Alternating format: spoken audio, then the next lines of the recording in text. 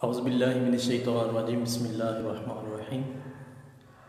معزز سامعین و ناظرین، پروگرام آپ بھی پوچھئے کہ دوسرے سے میں ہوں آپ کا میزبان محمد وقاص رضا، اور میرے ساتھ تشریف فرما ہیں ہمارے مہمان حضرت علامہ حافظ محمد تنویر قادری بٹالوی صاحب۔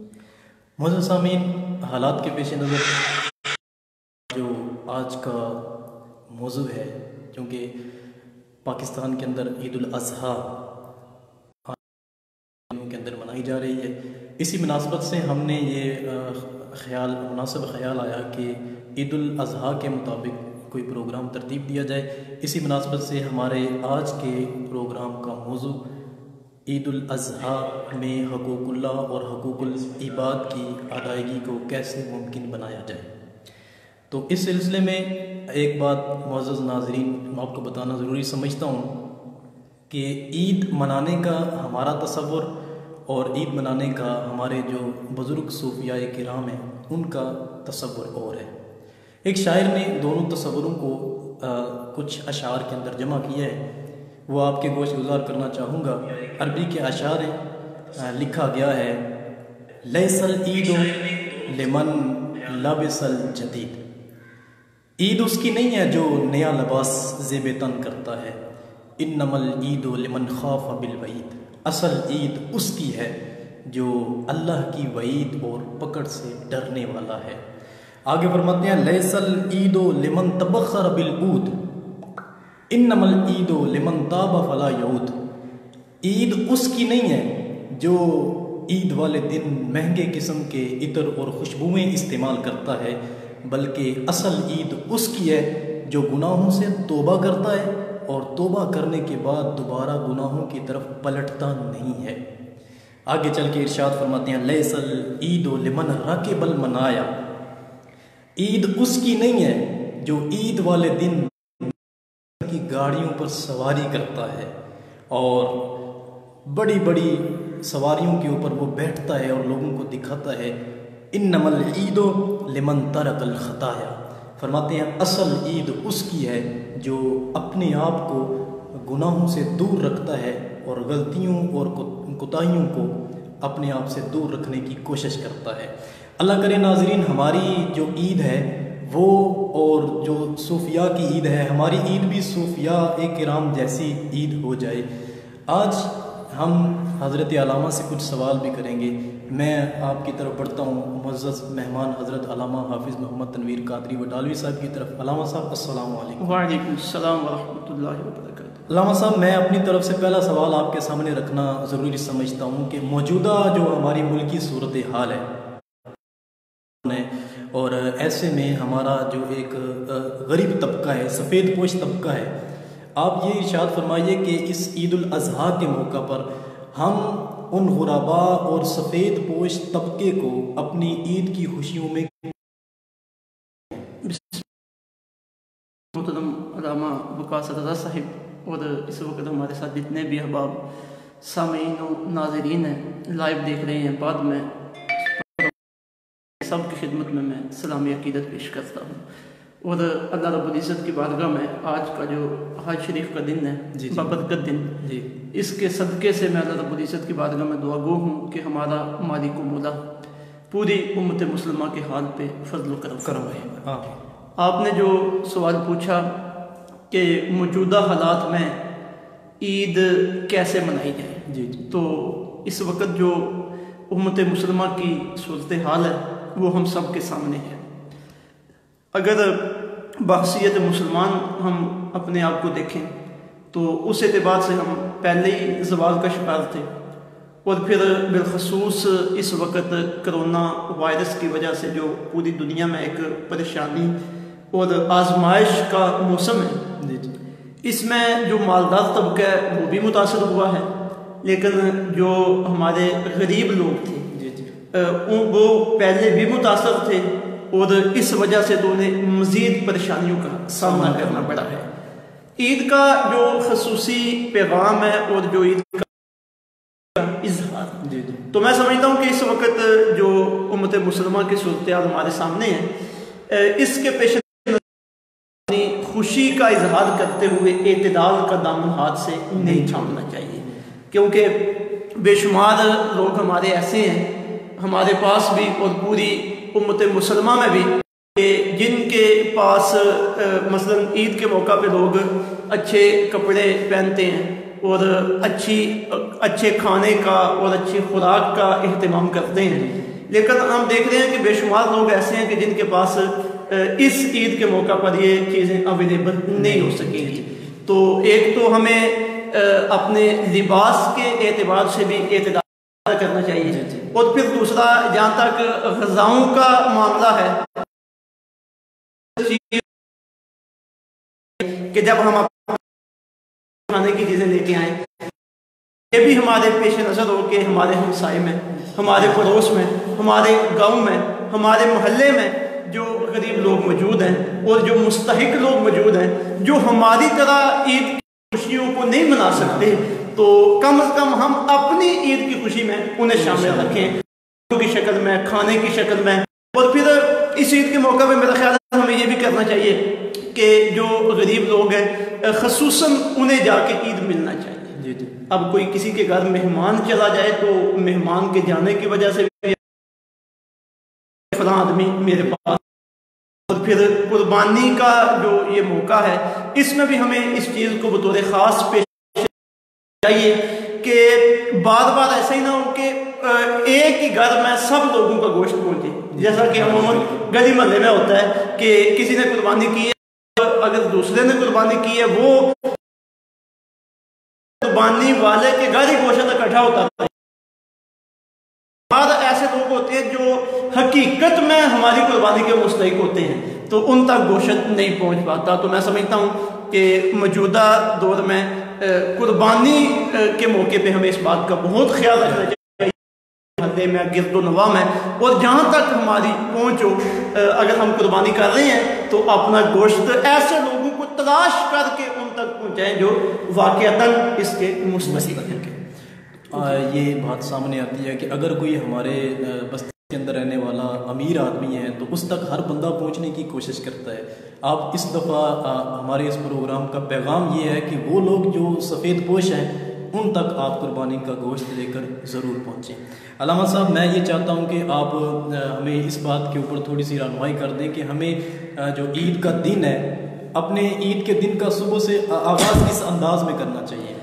جی بالکل، عید کا دن سب سے پہلے تو اپنی سوچ کرنی چاہیے کہ یہ آج جو عید کا دن ہے یہ میرے لیے خوشی کا دن ہے اور اللہ رب العزت کی کرم نوازی کا دن ہے، اور یہ دن اللہ اس دن جو مجھے خوشی عطا فرمائی ہے اور جو مسرت عطا فرمائی ہے اس پہ اللہ رب العزت کا شکریہ ادا کرنے کا دن ہے۔ تو عید کے دن سب سے پہلے تو بندہ مومن کی جو عام روٹین ہے اپنے دن کا آغاز کرنا نظر رکھنا چاہیے۔ مثلا بندہ مومن کے دن کا آغاز پھر اس کے بعد وہ تلاوت قرآن پاک کرتا ہے۔ تو جب عید کا دن آئے تو اسی طرح بطور خاص عید کے دن کے لیے جو جمہوریت اسلامیہ نے آغاز کا جو بطور خاص ضابطہ عطا کیا وہ 2 رکعتیں نماز عید کی، ان سے پہلے واضح و نصیحت، پھر وہ جو 2 کرتے ہیں وہ در حقیقت اللہ رب العزت کی بارگاہ میں شکرانے کے طور پہ ہم ادا کرتے ہیں کہ یا اللہ پاک تم نے کرم نوازی فرمائی ہے، عید کا یہ خوبصورت دن عطا فرمایا ہے۔ تو میں سمجھتا ہوں کہ نماز فجر، تلاوت قرآن پاک اور اس کے بعد یہ کا آغاز کرنا چاہیے۔ اور پھر یہ چونکہ بڑی عید ہے جسے عید بقرہ بھی ہم کہتے ہیں، عید الاضحیٰ بھی کہتے ہیں، تو حضور رحمت دو عالم صلی اللہ علیہ وسلم کی حدیث مبارکہ اس دن کے آغاز کے اعتبار سے ہمیں ملتی ہے۔ آقا علیہ الصلوۃ والسلام نے ارشاد فرمایا کہ آج ہم اپنے دن کا آغاز قربانی کریں گے تو یہ عید کے بعد ہمارے دن کا آغاز ہونا چاہیے۔ اور پھر اس کے بعد جس طرح پہلے میں نے عرض کیا کہ اپنی خوشی میں ہم دوسروں کو ضرور شریک کریں۔ یہاں آ کے ایک انتہائی اہم بات کی طرف میں اپنے احباب کی توجہ دلانا چاہتا ہوں کہ بے شمار ہمارے تعلق والے لوگ ایسے ہیں کہ ہیں تو ہمارے وہ بہت قریبی، لیکن کسی وجہ سے ان کے ساتھ ہماری ناراضگی ہے، جی جی، ان کے ساتھ ہمارا آنا جانا نہیں ہے. تو عید کا ایک کیونکہ یہ خوشی کا موقع ہے اور انسان کی خوشی کا اظہار تب ہوتا ہے کہ جب اس کے دل کے سارے ارمان پورے ہو.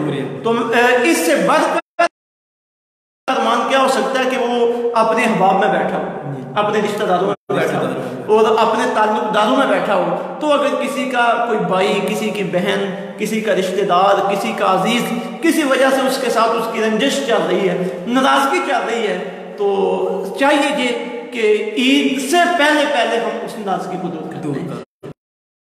کم عید کے دن ہم خود اس کے گھر چلے جائیں. جب ہم عید کے دن اس کے گھر جائیں گے، ویسے بھی عید کے دن کسی کے گھر جانا اس کی بڑی ویلیو ہے. تو جب ہم اپنے اس جو ہم سے ناراض ہے اس کے پاس جب ہم عید کے دن چلے جائیں گے تو یقیناً اس کا دل بھی ہمارے حق میں نرم ہو جائے گا، تو وہ ناراضگی دوستی میں تبدیل ہو جائے گی اور یہ معاملات ختم ہو جائیں گے. تو میں سمجھتا ہوں کہ عید کے دن ہمیں اس چیز کا بطور خاص خیال رکھنا چاہیے. علامہ صاحب ایک اور سوال کی طرف ہم بڑھ رہے ہیں، وہ یہ ہے کہ حج کے ایام ہیں، تو ان ایام کے اندر ہم جو تکبیرات تشریق پڑھتے ہیں، جی جی، آپ یہ بتا دیں تکبیرات تشریق کا متن کیا ہے، یعنی کون سی تکبیرات پڑھنی ہے اور یہ کب شروع کر کے کب تک یہ تکبیرات ہم نے پڑھتے رہنا ہے؟ جی، یہ جو ایام تشریق ہیں 9 ذی الحجہ سے لے کر 13 ذی الحجہ تک، عید بھی نہیں ایام تشریق کے اندر ہی آتی ہے. تو ان میں ہر فرض نماز کے بعد تکبیرات تشریق پڑھنا ایک مرتبہ اونچی آواز کے ساتھ ایک مرتبہ کا پڑھنا یہ ہماری شریعت کی طرف سے ہم پہ واجب کیا گیا ہے. تکبیرات تشریق کا مطلب ہے اللہ رب العزت کی بڑائی کو بیان کرنا، اللہ رب العزت کی وحدانیت کو بیان کرنا. تو تکبیرات تشریق کے الفاظ ہیں اللہ اکبر، اللہ اکبر، لا الہ الا اللہ، واللہ اکبر، اللہ اکبر وللہ الحمد. یہ ہر نماز کے بعد ہے، یعنی جو ہماری 5 وقتہ نماز ہے چاہے وہ باجماعت ہو یا بغیر جماعت کے ہو، تو ایک مرتبہ یہ پڑھنا واجب ہے اور 3 مرتبہ پڑھنا سنت ہے. جو مرد ہیں وہ تو اونچی آواز کے ساتھ پڑھیں گے اور خواتین جو گھروں کے اندر نماز پڑھتی ہیں ان پہ بھی واجب ہے، لیکن وہ اپنی آواز کو آہستہ رکھیں گی. اور مردوں پہ، عورتوں پہ اور مسافروں پہ، یعنی سب پہ یہ واجب ہے، کسی کو اس سے رخصت نہیں ہے. ہاں اگر ایسا ہو کہ کسی بندے کی کوئی نماز قضا ہو جائے ان دنوں میں، اللہ نہ کرے کسی کی نماز قضا ہو جائے، تو وہ اگر انہی دنوں میں وہ قضا نماز ادا کرتا ہے تو اس کے بعد بھی یہ تکبیرات تشریق پڑھ لے. تو یہ شروع ہو رہی ہیں کل ہمارے پاکستان میں جمعۃ المبارک کا دن ہے، تو یہ کل سے شروع ہو رہی ہیں، کل نماز فجر سے. کل یعنی جمعہ کے دن ہمارے ہاں 9 ذی الحجہ ہے، تو کل فجر کی نماز سے لے کر آگے 13 ذی الحجہ یعنی منگل کی نماز عصر. ٹھیک ہے، کل فجر سے لے کر منگل کی نماز عصر تک یہ ایام تشریق میں تکبیرات تشریق ہم نے پڑھنی ہے. اچھا جی، آپ نے بڑی وضاحت کے ساتھ علامہ صاحب کی طرف سے وضاحت سن لی کہ تکبیرات تشریق کا متن کیا ہے اور یہ کب سے کب تک ہم نے یہ تکبیرات تشریق پڑھنی ہے. معزز سامعین، ایک بڑا مسئلہ ہمارے ساتھ یہ ہوتا ہے کہ عید والے دن ہمیں جو نماز کا طریقہ ہے، نماز عید ادا کرنے کا طریقہ، وہ کافی سارے دوست احباب کو علم نہیں ہوتا. تو میں علامہ صاحب آپ سے گزارش کرتا ہوں کہ مختصر سے بیانیے کے اندر آپ نماز عید کا آسان انداز میں طریقہ ناظرین کو سمجھا دیں. جی بالکل. سب سے پہلے تو بحیثیت مسلمان، بحیثیت مومن، جتنے بھی ہماری بنیادی دینی تعلیمات ہیں ان کا تو ہمیں پتہ ہی ہونا چاہیے. اور یہ باقاعدہ وقت لگا محنت کر کے یہ چیزیں ہمیں سیکھنی چاہیے اور انہیں یاد رکھنا چاہیے. تو عید کا جب موسم آتا ہے تو عموماً ہم دیکھتے ہیں جو امام مسجد ہے انہیں بھی باقاعدہ بتانا پڑتا ہے طریقہ کار کہ یہ نماز عید کا طریقہ. تو میں سمجھتا ہوں کہ یہ کم از کم مسلمانوں کے لیے مناسب نہیں ہے. ایک مرتبہ ہمیں یہ بات سیکھ لینی چاہیے. تو آسان انداز میں اگر میں اپنے احباب کے سامنے تو میں سمجھتا ہوں کہ سب سے پہلے تو یہ بات یاد رکھیں کہ یہ 2 رکعتیں ہیں اور یہ ویسے ہی 2 رکعتیں ہیں جیسے ہم فجر کی سنتے پڑھتے ہیں یا فجر کے کرتے ہیں. جو اضافی چیز ہے اس میں وہ تکبیرات ہیں. 6 تکبیرات جن کا نماز کے دوران پڑھنا یہ ہمارے لیے واجب ہے. تو وہ جو 6 تکبیرات ہیں 3 ان میں پہلی رکعت کے اندر ہیں اور 3 دوسری رکعت کے اندر ہیں. جو پہلی رکعت کے اندر ہیں وہ جب امام صاحب تکبیر تحریمہ کہتے ہیں اس کے بعد امام صاحب بھی ثنا پڑھتے ہیں, ہم بھی ثنا پڑھتے ہیں, تو وہ ثنا کے بعد امام صاحب 3 تکبیرات کہتے ہیں. ٹھیک ہے جی. جب امام صاحب کی طرف سے آواز آئے گی اللہ اکبر کی تو اس وقت امام صاحب کے پیچھے پیچھے ہم نے بھی 3 مرتبہ وہ تکبیر پڑھنی ہے اور اس وقت اپنے ہاتھوں کو کانوں تک اٹھانا ہے. یہ 3 تکبیریں ثنا کے بعد امام صاحب کے الحمد شریف یعنی قرات سے پہلے یہ 3 ہوگی ایک رکعت میں اور پھر آگے 3 دوسری رکعت میں ہیں. وہ اس وقت ہوں گے جب امام صاحب دوسری رکعت میں کھڑے ہو کے سورہ فاتحہ کی تلاوت کر لیں گے, ساتھ کچھ سورت ملا لیں گے. اب دوسری رکعت کا جو رکوع ہے, رکوع میں جانے سے پہلے یہ 3 تکبیرات ہیں. اس وقت یہ بات یاد رکھنی ہے کہ قرات کے بعد جب امام صاحب اللہ اکبر کہیں گے تو اس وقت رکوع میں نہیں جانا, اس وقت یاد آ جانا چاہیے کہ یہ ہم نے ابھی نماز عید کی جو تکبیرات ہیں 3 ہم نے وہ ادا کرنی ہیں. تو وہ 3 تکبیرات اس وقت ہوں گی. چوتھی تکبیر جب امام صاحب کہیں گے تو پھر رکوع کے اندر یعنی 3 عید کی تکبیرات ہوں گی اور چوتھی وہ رکوع کی تکبیر ہوگی. جی ٹھیک ہے. آپ نے ماشاءاللہ بڑے خوبصورت انداز میں نماز عید کا آسان لفظوں میں طریقہ سمجھا دیا. علامہ صاحب چونکہ یہ عید قربان ہے اور جو ہم یہ اس بات کی وضاحت کر دیں کہ قربانی کے گوشت کو تقسیم کرنے کے حوالے سے ہمارا جو طریقہ کار ہے وہ کیا ہونا چاہیے؟ جی بالکل. قربانی کے گوشت کا ایک طریقہ تو وہ ہے جو شریعت نے ہمیں سمجھایا ہے. جی جی. تو کچھ طریقے وہ ہیں جو ہم نے اپنی خواہش سے بنا لیے. اب جو شریعت نے ہمیں سمجھایا ہے وہ تو ہر اعتبار سے بہترین ہے. جی جی. اور جو ہم نے اپنی خواہش سے بنائے ہیں ان میں سے کچھ مناسب بھی ہیں اور کچھ غیر مناسب بھی ہیں. تو سب سے پہلے تو ہم قرآن مجید کی سورہ حج کی آیت طیبہ کو لیتے ہیں. اللہ رب العزت نے قربانی کے گوشت کے حوالے سے یہ ارشاد فرمایا کہ فَكُلُوا مِنْهَا وَأَطْعِمُوا الْقَانِعَ وَالْمُعْتَرَ, کہ اسے تم خود بھی کھاؤ اور جو قناعت پسند لوگ ہیں یعنی ان کے پاس درمیانی درجے کا اپنا کھانے پینے کا سامان موجود ہے یا وہ لوگوں سے سوال نہیں کرتے انہیں بھی پیش کرو. اور والمعتر, اور جو تنگ دست ہیں انہیں بھی قربانی کا گوشت پیش کرو. تو یہ جو ہم مسئلہ بیان کیا جاتا ہے نا کہ عید اپنا قربانی کے گوشت کے 3 حصے بنائے جائیں, تو یہ مسئلہ در حقیقت اسی آیت طیبہ سے ماخوذ ہے کہ ایک حصہ اپنے رشتہ داروں کے لیے اور ایک مستحقین کے لیے. تو میں یہ سمجھتا ہوں کہ قربانی کے گوشت کی تقسیم میں ہمیں اپنی مالی صورتحال کو پیش نظر رکھنا چاہیے. عموماً ایسا بھی ہوتا ہے کہ قربانی کے گوشت سے اگر ہم تھوڑا سا حصہ صرف اپنے لیے رکھ لیں باقی سارا تقسیم کر دیں تو ہمارا گزارا ہو سکتا ہے اور خوبصورتی کے ساتھ ہمارا نظام چل سکتا ہے. اور ایسا بھی ممکن ہے کہ ہمارے جو رشتہ دار ہیں وہ بھی مالی اعتبار سے مضبوط ہیں, انہیں ہم نہ بھی وہ اتنی زیادہ تعداد میں بھیجیں تب بھی کام چل سکتا ہے.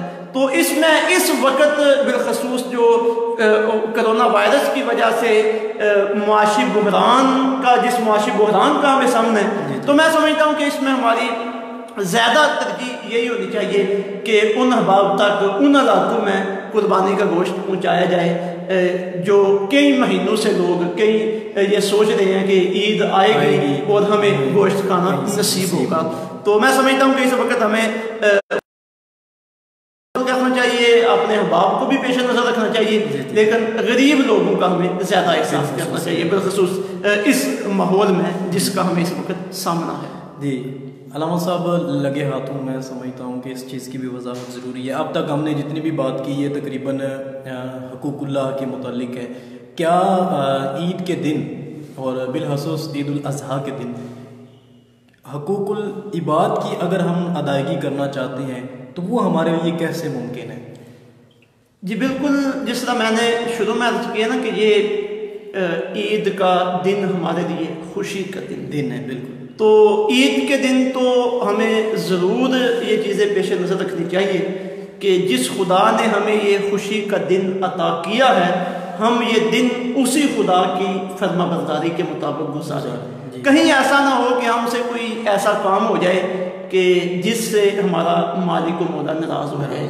تو جس خدا نے ہمیں یہ خوشی عطا فرمائی ہے کہیں یہ خوشی ہم سے چھین نہ جائے، کیونکہ قرآن مجید میں اللہ رب العزت کا ارشاد گرامی ہے لَإِن شَكَرْتُمْ لَأَزِيدَنَّكُمْ وَلَإِن شَكَرْتُمْ إِنَّ عَذَابِي لَشَدِيدٌ.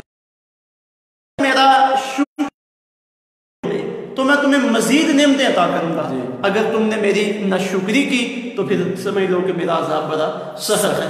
تو سب سے پہلے تو عید کے دن ہمیں یہ بات پیش نظر رکھنی چاہیے کہ سرزد نہ ہو جو اللہ رب العزت کی بارگاہ میں نافرمانی والا ہو. مثلا 5 نمازیں ان کی ادائیگی ضروری ہونی چاہیے، یعنی عید کی نماز کے ساتھ ساتھ 5 نمازوں کی ادائیگی ضروری ہونی چاہیے. اور بالخصوص میں اپنے نوجوان ساتھیوں کی اس طرف توجہ مبذول کرانا چاہتا ہوں کہ ہم سمجھتے ہیں کہ اب عید کا دن آ گیا تو آج ہم جیسے چاہیں عیاشی کریں. جی جی.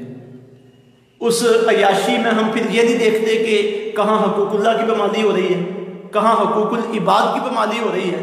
تو یہ رویے ہمارے اچھے نہیں ہیں. کئی لوگوں نے پہلی پلاننگ بنا رکھی ہوتی ہے عید آ رہی ہے، اس عید میں ہم نے یہ فلم دیکھنی ہے، یہ چیز دیکھنی ہے، فلاں جگہ پہ جانا ہے. یعنی گناہ کی معاذ اللہ لوگ پلانگیں بنا کے کوئی بھی ایسا کام ہمیں نہیں کرنا چاہیے جس وجہ سے ہمارا خدا ناراض ہو. اسی طرح عید کے موقع پہ اپنے گھروں میں گلی محلے میں اتنا شور شرابہ کرنا کہ ہماری وجہ سے تکلیف پہنچے، ہمسایوں کو ہماری وجہ سے تکلیف پہنچے، تو یہ بھی کام نہیں کرنا چاہیے. پھر بالخصوص اس عید کے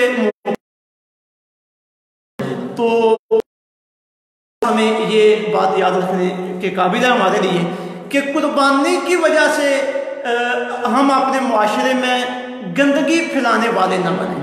جو قربانی کے جانوروں کی خصوصیات ہیں، ٹھیک ہے جی، جو چیزیں جانوروں کی کھانے کے قابل نہیں ہیں، جنہیں عموماً ہم باہر پھینکتے ہیں، تو ان کے لیے کوئی ایسا انتظام کرنا چاہیے جس کی وجہ سے ماحول میں بدبو پیدا نہ ہو، گلی محلے میں گند پیدا نہ ہو. تو میں سمجھتا ہوں کہ حقوق العباد کے اعتبار سے یہ بھی بات بہت اہم ہے. اور اس حوالے سے ایک اور بات میں جس طرح کہ پہلے بھی یہ عرض کیا جا چکا کہ اپنے رشتہ داروں اور اپنے تعلق والوں کا بہت زیادہ ہمیں خیال رکھنے کی خوشی ہے عید کی، یہ حقیقی خوشی ثابت ہو اور حقیقی عید یہ ثابت ہو، اور ہم اللہ کے حقوق ادا کرتے ہوئے اور اللہ کی مخلوق کے حقوق ادا کرتے ہوئے اس خوبصورتی کے ساتھ اس عید کو گزاریں کہ ہمارا رب ہمارے اوپر خوش ہو اور بار بار یہ خوشی کے مواقع ہمیں دیکھنا نصیب کرے. معزز سامعین، یہ ہماری آج کی نشست کا آخری سوال تھا. تو اگلی جمعرات کو ایک نئی موضوع کے ساتھ آپ کے سامنے حاضر ہوں گے. آپ سے گزارش یہ ہے کہ جب موضوع آپ کے سامنے آ جاتا ہے تو آپ موضوع کے متعلق اپنی طرف سے جو آپ کے ذہن میں سوال ہو، کوئی نہ کوئی سوال آپ ضرور بھیجا کریں تاکہ ہم اس سوال کو اپنے پروگرام کے حصہ بنا سکیں. اللہ تبارک و تعالی ہم سب کی یہ جو مختصر سی نشست ہے اسے اپنی بارگاہ میں شرف قبولیت بخشے. علامہ صاحب دعا فرمائیں. بسم اللہ الرحمن الرحیم. اللہم صلی علی سیدنا مولانا محمد وعلی آل سیدنا مولانا محمد وبارک وسلم.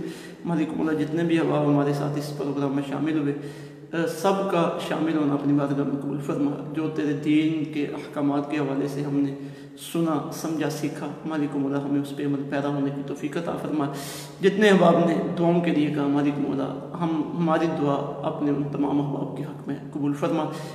آج جتنے بھی لوگ حج کر رہے ہیں، مالک مولا ان کا حج اپنی بارگاہ میں قبول فرما. مالک مولا قربانی کے ایام اور عید کے ایام انہیں ہمارے لیے باعث برکت بنا. واعف عنا واغفر لنا وارحمنا انت مولانا فانصرنا على القوم الكافرين. صلی اللہ تعالی علی رسولہ خلقہ محمد وعلی